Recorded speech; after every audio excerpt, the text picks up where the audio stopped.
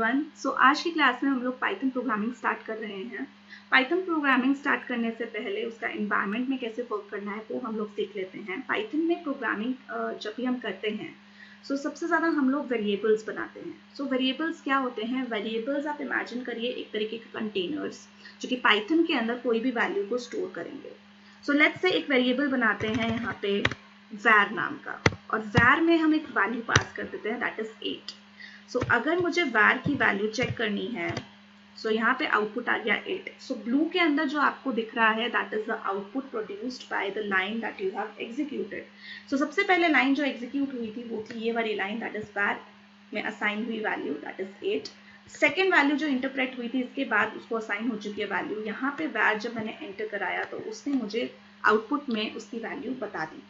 एक और तरीका होता है वैल्यू को प्रिंट कराने का using the print function, and you can write whatever you want to print. अगर मुझे var प्रिंट कराना है दैट इज अ वेरिएबल, अगर मुझे 8 प्रिंट कराना है या फिर उस वेरिएबल की वैल्यू देखनी है क्या आई है, तो मैं प्रिंट वेरिएबल का नाम लिखूंगी एंड मेरे सामने वैल्यू आ जाएगी। इस कमांड और जो अब मैं कमांड लिख रही हूँ उसके अंदर डिफरेंस है। अगर मैं इस var को कोट्स में लिख रही हूँ ये एज इट इज प्रिंट हो जाएगा, पर लेकिन अगर मैं ये कोट्स नहीं यूज करती इसका मतलब होता है कि एक वेरिएबल है और इसमें कोई एक कंटेनर है, इसके अंदर कोई ना कोई वैल्यू जरूर होगी that is 8। Other than that variable में और भी तरीकों से वैल्यूज असाइन की जाती है। फॉर एग्जाम्पल मैंने दो वैल्यूज लिखी m n एंड इनमें वैल्यू डाल दी 7। m और n मेरे दो वेरिएबल्स हैं, दो कंटेनर हैं जिनमें सेम वैल्यू मैंने असाइन कर दी using passing the statement that is using multiple assignment operators and multiple variables, and I am assigning the same value in both the variables. If you check the values m और n की दोनों की value आपको 7 7 दिख रही है। Other than that, I can always do this. What if अगर मुझे दोनों में अलग अलग वैल्यूज चाहिए, m में मुझे अलग वैल्यू चाहिए, n में मुझे अलग वैल्यू चाहिए। m, n करने का मतलब है कि अब m और n की वैल्यू सेम नहीं होने वाली, अलग अलग होने वाली है। m पहले लिखा था तो जो असाइनमेंट ऑपरेटर के बाद वैल्यू पहले लिखी होती है वो m में चली जाएगी, एंड n जो था बाद में कॉमा के बाद में आता है, सेकंड नंबर पे आता है, जो असाइनमेंट ऑपरेटर के राइट हैंड साइड पे सेकंड वैल्यू होगी वो n के अंदर चली जाएगी। अकॉर्डिंग टू दिस m की वैल्यू होनी चाहिए 8 जो कि दिख रहा है हमें, एंड n की वैल्यू होनी चाहिए 6। वी कैन ऑपरेट, इसे बोलते हैं मल्टीपल असाइनमेंट। मल्टीपल असाइनमेंट दो तरीके से हो रहे हैं। एक ऊपर वाले एग्जाम्पल में देखा जाए तो same value into multiple variables, and यहाँ पे अगर देखा जाए मल्टीपल असाइनमेंट हो रहा है बट लेकिन different value is taken into different variables, right. Other than that जो वैल्यू होती है बहुत सारे टाइप्स की होती है जो कि हमने लिटरल्स में देखा था।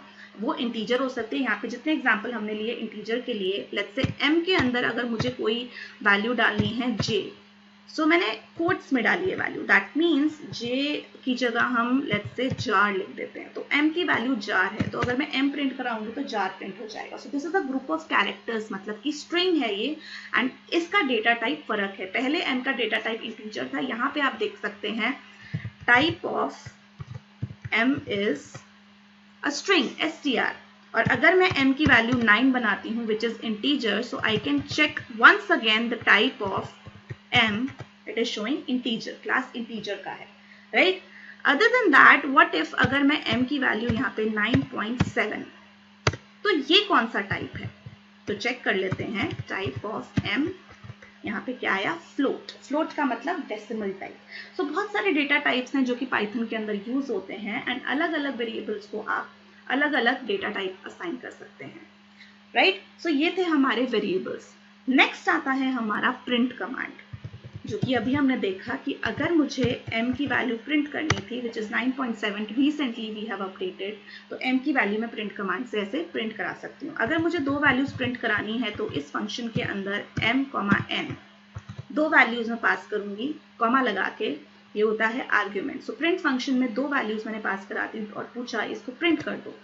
उसने यहाँ पे 9.7 जो कि m की वैल्यू थी और 6 जो कि n की वैल्यू थी वो प्रिंट करा दी। व्हाट इफ अगर मैं डायरेक्टली कोई वैल्यू प्रिंट कराना चाहती हूँ, लेट्स से हेलो वर्ल्ड, सो मैं कोट्स में लिखूंगी। जब भी आप स्ट्रिंग लिखते हो या ग्रुप ऑफ कैरेक्टर्स लिखते हो, आप हमेशा कोट्स यूज करते हो, हेलो और यहाँ पे मैं लिखूं world, separated by commas once again and return in quotes, right. So ये आपका हेलो वर्ल्ड प्रिंट हो गया। प्रिंट कमांड एक और बड़े इंटरेस्टिंग तरीके से यूज हो सकता है।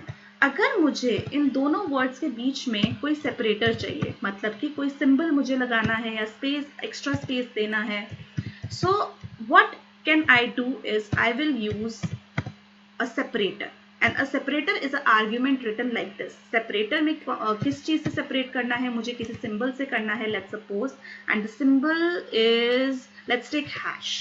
तो हेलो और वर्ल्ड के बीच में हैश आ जाना चाहिए, तो I will use this command. Hello world जिसे पहले प्रिंट कराया था इस तरीके से प्रिंट हुआ, पर लेकिन इस बार मुझे इन दोनों वर्ड्स के बीच में एक सिंबल चाहिए, एक सेपरेटर चाहिए, दैट इज हैश। तो आउटपुट में डिफरेंस देख लीजिए, ऊपर स्पेस था, नीचे पहले स्पेस आया था बाय डिफॉल्ट, अगर सेपरेटर नहीं लगा बाय डिफॉल्ट स्पेस आ जाता है, बट लेकिन अगर सेपरेटर लगाया मैंने तो स्पेस की जगह क्या आ गया, हैश आ गया। एक लास्ट चीज और बता देती हूँ कि प्रिंट स्टेटमेंट के साथ साथ सेपरेटर जैसे हमने यूज किया, सेपरेटर के साथ साथ एक और बहुत ही इंटरेस्टिंग आर्ग्यूमेंट है जो कि कहलाता है एंड। सो देख लेते हैं एंड क्या करता है।